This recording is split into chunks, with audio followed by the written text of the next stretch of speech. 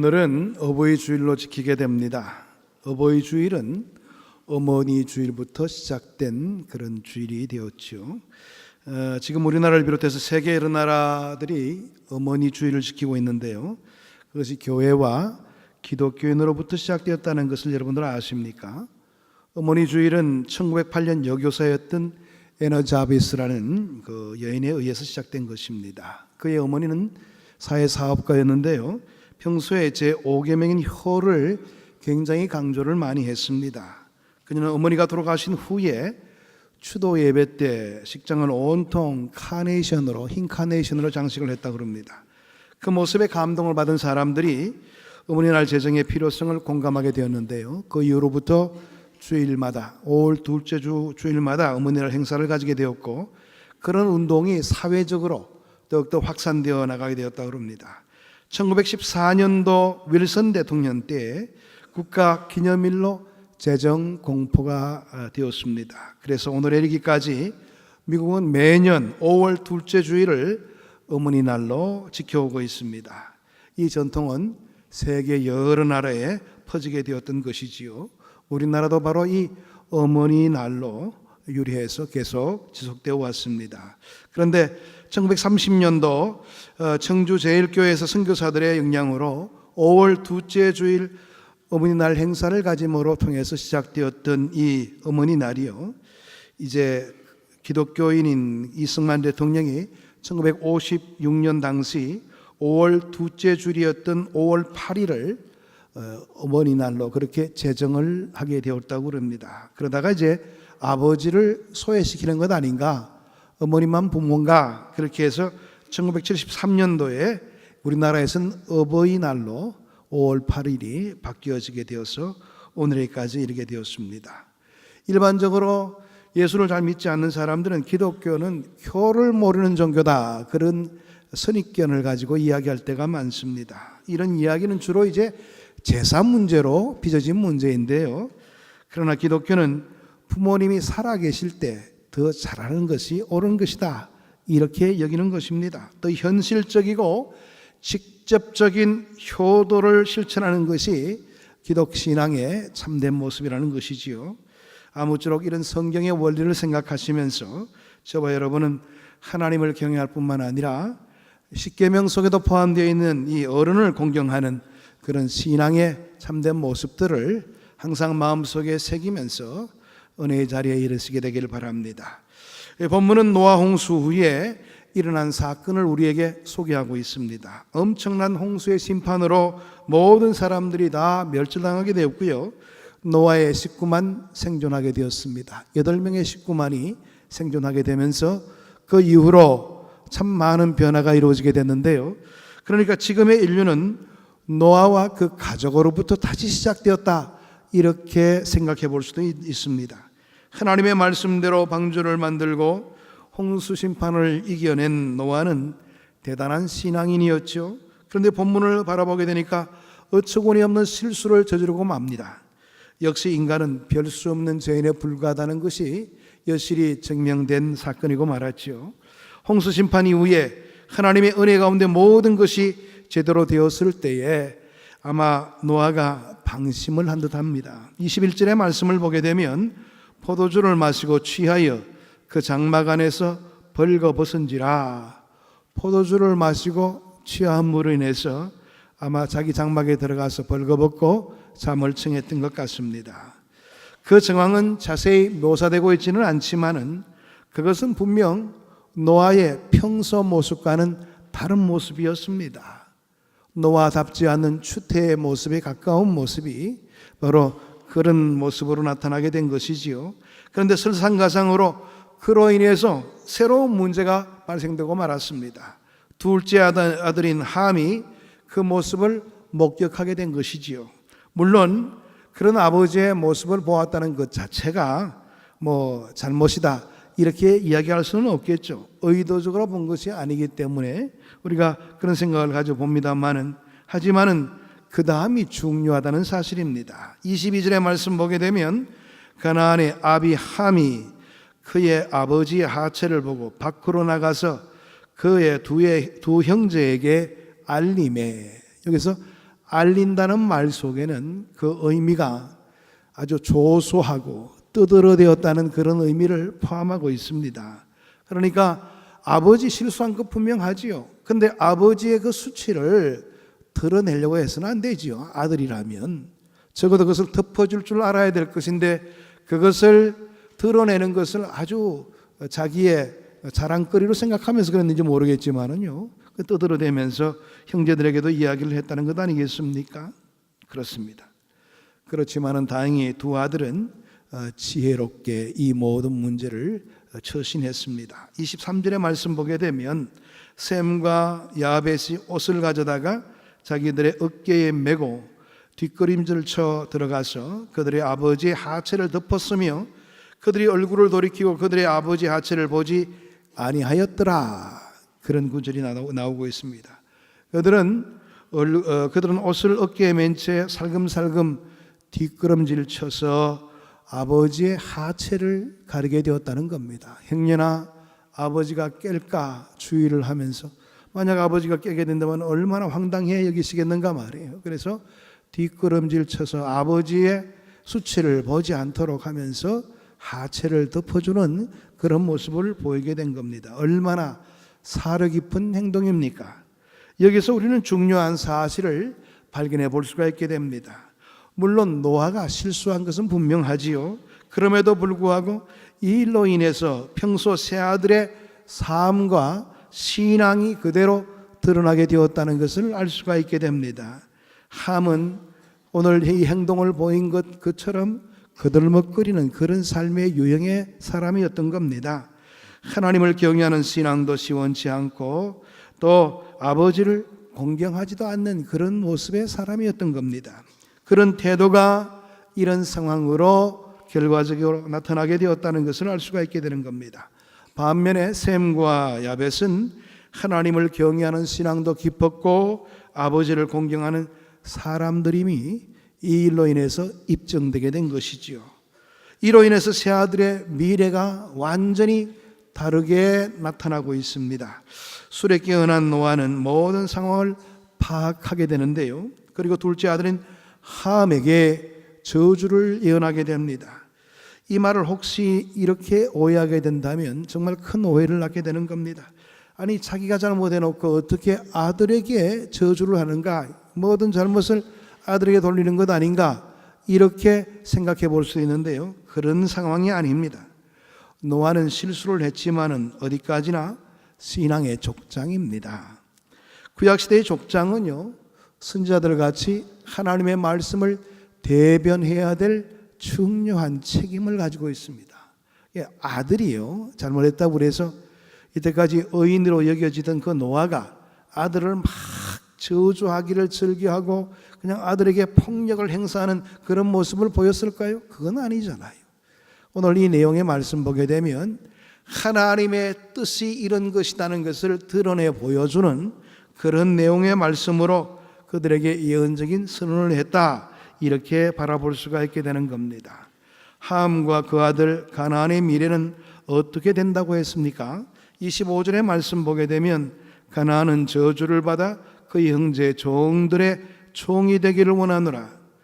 그런데 우리가 유심히 살펴보아야 될 내용이 있죠. 갑자기 함이 나오다가 가나안은 이렇게 이야기되고 있다는 점입니다. 가나안은 함의 말째 아들입니다. 그런데 가나안이 왜 이렇게 나오는가 말이에요. 그리고 또 22절의 말씀 보게 되면 가나안의 아비 함이 이렇게 이야기되고 있습니다. 보통 보면 장남의 이름을 들어서 누구누구의 아버지 이렇게 이야기하는 경우는 있는데 말째 아들의 이름을 들면서 하는 경우는 없죠. 성경에 보게 되면. 근데 오늘 이 내용 속에 22절의 말씀에도 그리고 25절의 말씀에도 가나안을 지금 가리키고 있는 그런 의미를 담고 있단 말입니다. 여기에 대해서 신학자들은 아마 그의 말째 아들인 가나안이 먼저 그 할아버지의 모습을 보게 된 것이고 이 내용을 쪼로로 알리게 되었고 가나안의 원래 품성이 아주 그런 것을 즐겨하는 그런 행동의 자녀였다는 것을 그 내용 속에서 함축적으로 이야기하고자 했던 것 아닌가, 그렇게 이야기합니다. 그러니까 이 일로 인해서 그의 행동이 그런 사람이었다는 것을 드러내 보이는 결과가 되고 말았다는 겁니다.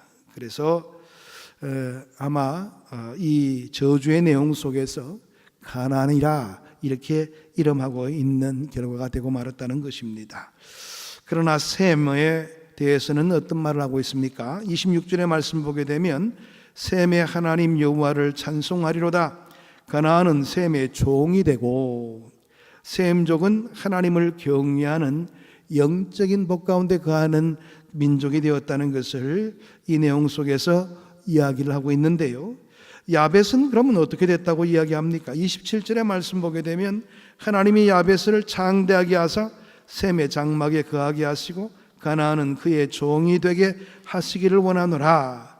야벳 쪽은 번영의 복을 얻게 되었고, 더 나아가서 셈의 영적인 복도 함께 누리게 되는 특별한 은혜가 그들의 삶 속에 있었다는 것을 말합니다. 놀랍게도 역사 가운데 보게 되면 이 예언의 내용은 그대로 들어맞게 되었지요. 여러분, 함족은 어떻게 되었습니까? 그들은 흑인종으로 한때 이집트를 세우고 세도를 부렸지만은 결국은 셈족은 어느 족 속의 조상입니까?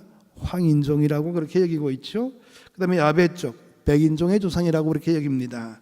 그들에게 정복당하는 모습을 보이고 있었습니다.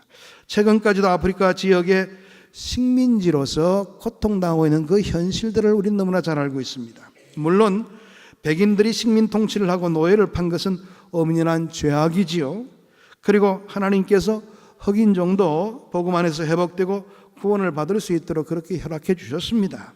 그러나 이 예언이 역사 속에 그대로 이루어진 것 또한 사실이라는 점이에요. 그런 측면에서 바라보게 되면 얼마나 엄중하게 하나님의 명령이 이행되고 있는가를 충분히 헤어볼 수가 있게 되는 겁니다. 한편 셈은 어떻게 되었습니까? 이스라엘이 그 대표적인 셈의 후손이 된 것 아니겠어요? 그들 가운데 아브라함과 다윗의 후손으로 예수님이 오시게 되는 영광을 얻게 되었습니다. 큰 복이지요. 그로 인해서 온 인류를 위한 영적인 복의 길이 열려지게 되었지요. 그리고 야벳은 영토를 전 세계로 확장하고 번성하게 만드는 그런 민족이 되었습니다. 그리고 종교적인 복도 얻게 되었습니다. 유럽과 미국 등의 역사가 그 실례라 그렇게 이야기해 볼 수가 있죠. 이런 것을 생각해 보아도 정말 무서울 정도로 놀라운 그런 예언의 확정적인 내용들을 우리는 역사를 통해서 읽어볼 수가 있게 된다는 것을 알게 됩니다. 노아의 세 아들들의 부모에 대한 태도가 이 놀라운 결과를 낳았다는 사실에 대해서 여러분들은 어떻게 생각하십니까? 그러므로 꼭 명심해야 될 겁니다. 하나님에 대한 나의 태도가 나의 미래, 나의 인생을 좌우할 수가 있게 된다는 사실. 더 나아가서 하나님이 내 위에 세워주신 부모님이나 어른들에 대한 태도가 나의 미래, 나의 인생 또한 좌우할 수가 있게 된다는 사실입니다. 심지어 오늘 이 내용을 바라보게 되면 후손의 삶도 좌우할 수가 있게 된다는 것을 생각해 볼 수가 있지요. 이렇게 생각해 본다면 하나님을 경외하는 것과 부모님을 공경하는 것은 맥을 같이 하고 있구나라는 것을 생각해 볼 수가 있습니다. 하나님께서는요, 우리 사람들을 사랑해 주셔서 보이지 않는 하나님에 대해서 실제적으로 느낄 수 있도록 만들어주는 하나의 통로로서 부모님을 허락해 주셨습니다. 부모님의 사랑을 깨닫게 되면서 하나님의 사랑이 어떤 모습을 가지고 있는가를 구체적으로 알 수 있는 그런 특별한 은혜를 우리에게 허락해 주신 것입니다. 그런 부모를 공경하지 못한다면 보이지 않는 하나님을 어떻게 섬긴다고 말할 수가 있겠는가? 여기에 오늘 중요한 방점이 있는 겁니다. 그래서 하나님께서는 이 효도의 문제에 대해서 아주 예민하게 처리하고 있는 것을 보게 됩니다. 하나님께서는 앞으로 너희들이 살아감에 있어서 나를 사랑한다고 이야기한다면 그 사랑의 징표를 보이는 부모에게라도 좀 뭔가 보일 수 있도록 하라. 말로만 사랑한다고 하지 말고 실제적으로 사랑하는 증거를 보여라. 이런 뜻을 지니면서 강조하고 있다 이야기해 볼 수가 있는 것입니다. 부디 저와 여러분 이 중요성을 꼭 깨닫고 실천함으로 통해서 하나님 앞에 칭찬받고 하나님의 약속된 복을 누릴 수 있게 되기를 축복합니다. 어느 아버지의 이야기입니다.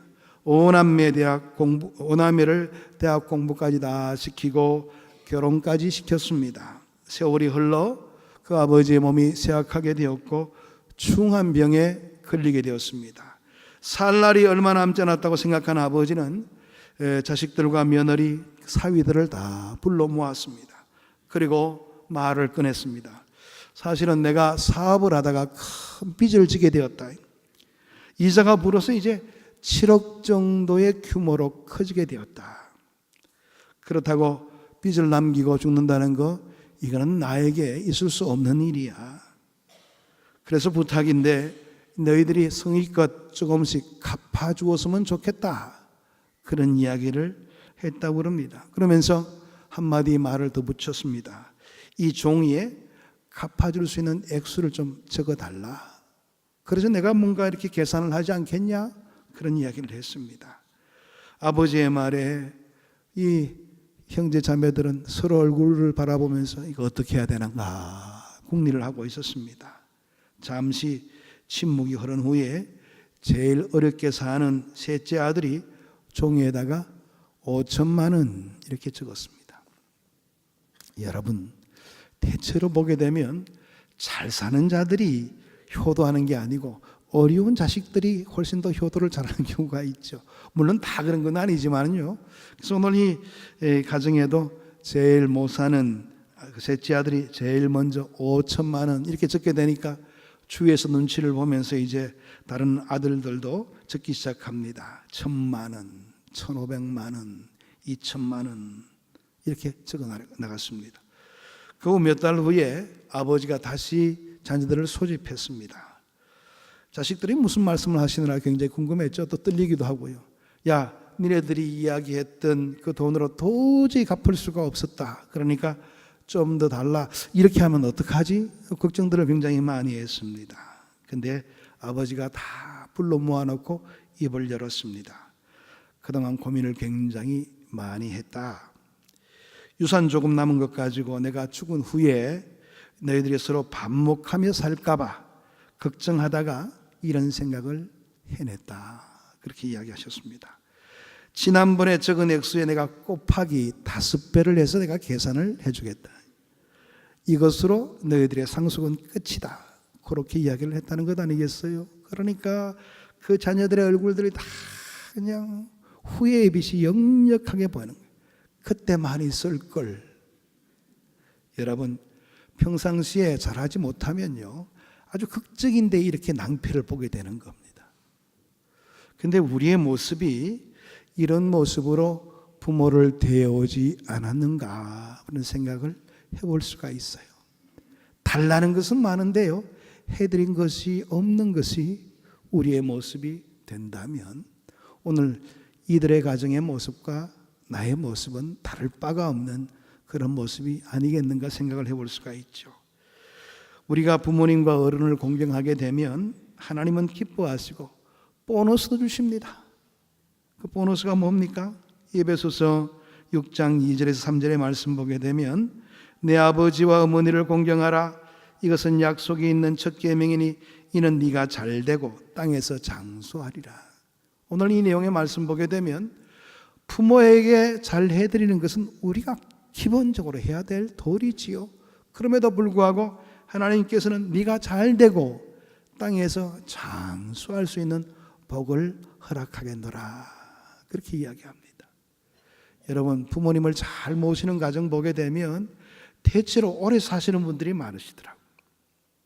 하나님께서 이 내용대로 이루어 주시는 현장이라 저는 생각합니다. 그토록 부모께 대한 효도를 하나님께서는 소중하게 여기시는 하나님이시란 말이에요. 이를 위해 우리 자신도 효도하고 우리 자녀들에게도 어려서부터 효도 교육을 많이 시키시기를 바랍니다. 제가 지난번 어버이날에 한번 강조한 적이 있는데요. 지금 여러분들 자녀들에게 용돈을 받고 계십니까? 자녀들이 적어도 취직하고 자기가 벌이가 있을 때 꼭 용돈을 받도록 제가 말씀을 드렸지요. 받고 계십니까? 왜 대답들이 없으세요? 줘야 받집니까? 많은 분들은 자꾸 이제 아이고 애들 살기도 힘드는데 무슨 용돈이냐 그렇게 생각하는 경우가 있는데요. 여러분 이상하게도 돈이 오가면 마음도 오가더라고요. 돈을 챙기면서 용돈을 챙기면서 얼마나 그 마음속에 준비가 있겠어요. 될 수 있는 대로 온라인으로 받지 마시고 직접 봉투로 받으세요. 그러면서 더욱더 사랑이 싹트게 되고 더욱더 깊이 있는 애정이 오갈 수 있는 것 아니겠어요? 사실 부모님의 입장에서 바라본다면 그 얼마 받지 않는 거 받아가지고 사실 돈이 더 들죠. 예? 손주들에게 해주는 게 또 얼마나 많습니까? 그럼에도 불구하고 여러분들 꼭 용돈을 받으시기 바랍니다. 만 원이라도 꼭 받으시기 바랍니다. 그러셔야지 여러분들이 더욱더 자식들 간에 우애가 있게 되고 더 사랑이 깊어질 수가 있게 된다는 사실입니다. 오늘 성경에는요 이렇게 좋은 말만 있는 게 아니고 아주 강력한 말로 경고하는 내용도 있습니다. 잠언 30장 17절의 말씀을 보게 되면 아비를 조롱하며 어미 순종하기를 싫어하는 자의 눈은 골짜기의 까마귀에게 쪼이고 독수리 새끼에게 먹히리라. 아이고 얼마나 끔찍합니까? 신명기 27장 16절의 말씀 보게 되면 그의 부모를 경홀히 여기는 자는 저주를 받을 것이라 할 것이요 모든 백성은 아멘 할지니어다. 오늘 이 내용 말씀 보게 되면 어떤 내용을 말합니까? 네가 잘못한 그 결과에 대해서 받는 합당한 저주는 네가 모든 것 수용할 수 있도록 해라. 아멘함으로 통해서 어떤 결과가 주어지든 간에 너는 그 보상을 받을 수밖에 없을 거다. 이렇게 이야기하고 있는 부분입니다. 출애굽기 21장 15절 17절의 말씀을 보게 되면 자기 아버지나 어머니를 치는 자는 반드시 죽일지니라. 17절의 말씀 보게 되면 자기의 아버지나 어머니를 저주하는 자는 반드시 죽일지니라. 이렇게 엄중하게 경고합니다. 왜 그럴까요? 좀 과하신 것 아닌가 이렇게 생각해 볼 수도 있는데요. 이렇게 과하게 이야기하고 있는 것은 그만큼 효도는 우리 인간됨의 근본 이치라는 거예요. 짐승들도 자기 부모에 대해서 항상 생각하는데 짐승들 봐도 못한 그런 처지에 서지 말 것을 하나님께서는 아주 강하게 강력하게 경고하면서 우리에게 말해주고 있는 겁니다. 여러분 우리는 예수를 믿는 사람입니다. 하나님의 그 놀라운 구원의 귀한 역사를 마음속에 품고 살아가는 사람입니다. 제가 아까 말씀드렸죠. 하나님의 사랑을 가장 가까이 근접하여서 느낄 수 있는 사랑이 부모님의 사랑입니다. 그 사랑을 우리가 체험하면서 하나님의 사랑을 더욱더 깊이 있게 깨닫게 된다고 했습니다. 그만큼 하나님께서는 부모를 하나님의 사랑의 표상으로 세워주었어요. 그러니까 그런 귀한 사랑을 허락하신 부모님에 대해서 우리가 제대로 효도하지 못한다면 그것이 어떻게 인간이라고 말할 수가 있겠는가 하는 점입니다. 저희 어머님이 돌아가신 지가 이제 2년 됐습니다. 우리 교회에서 돌아가시게 돼서 여러분들 다 아시죠?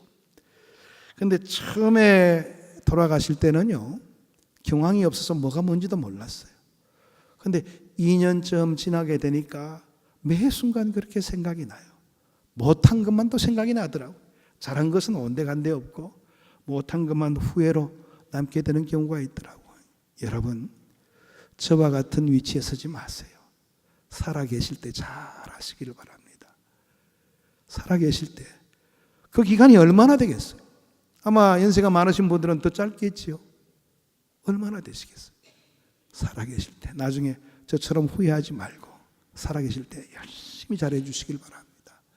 그게 여러분들에게 덕이 되면 덕이 되었지 뭐 이럴 게 뭐가 있어요? 우리 부모님께 잘해드리는 게 그게 무슨 뭐 그렇게 크게 어려운 일들입니까? 한마디 말 조금 우리가 신경 쓰는 부분들 그것만 잘해주더라도 어머니와 아버님은 만족하십니다. 우리가 그 작은 것을 못해줘서 나중에 후회스러운 부분들이 더 크게 남는 것을 느껴보면서 효도라는 것이 얼마나 우리에게 민감한 것인가를 생각을 해볼 수가 있게 됩니다. 오늘 이 내용을 마음속에 깊이 새기시면서 오늘 하루만 어떻게 잘 견뎌보자 이렇게 생각하지 마시고요. 날마다의 삶 가운데 부모님을 항상 고려하고 살아갈 수 있는 우리 모두가 되기를 바랍니다. 그럴 때 잘 되지 않을래 않을 수가 없는 겁니다. 하나님께서 공급해 주시고 능력 주시고 그 자를 더욱더 존귀하게 쓰임받을 수 있도록 만들어 주시는 겁니다. 오늘 이 주님의 귀한 5계명의 말씀, 부모를 공경하라는 말씀 마음속 깊이 새기심으로 하나님의 더 큰 사랑을 얻고 하나님과의 직접적인 교제를 많이 가질 수 있는 우리 모두가 되기를 축복합니다. 기도하겠습니다. 하나님 감사합니다. 오늘도 주의 말씀으로 권고해 주시고 하나님의 큰 사랑 속에 거하게 하시니 감사함을 드립니다. 오늘 우리에게 부모를 주신 것도 주님의 사랑을 더욱더 깊이 있게 깨닫도록 하기 위한 하나님의 특별한 사랑의 증거임을 알게 되었습니다. 우리에게 허락하신 그 부모님을 잘 공경하며 효도할 수 있는 저희들이 될 수 있도록 은혜 나리여 주옵소서. 예수 그리스도 이름으로 기도하옵나이다. 아멘.